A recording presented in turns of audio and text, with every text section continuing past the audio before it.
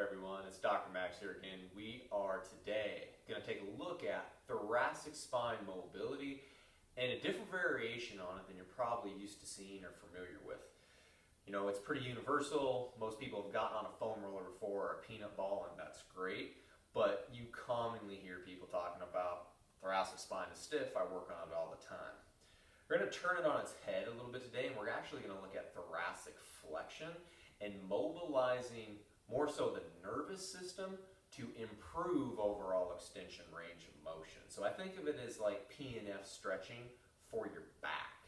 And if anybody's ever tried that on the hamstrings, they know what I'm talking about.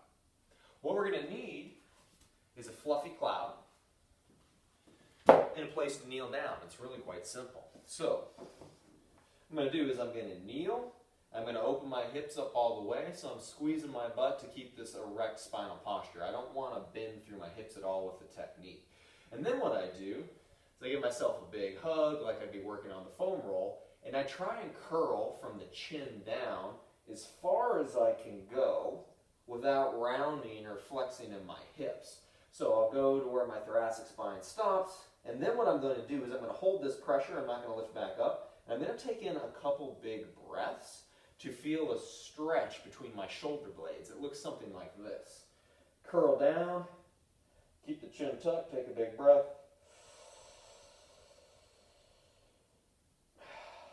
Exhale, and I can wind down a little bit further. Same thing, curl down, take a big breath.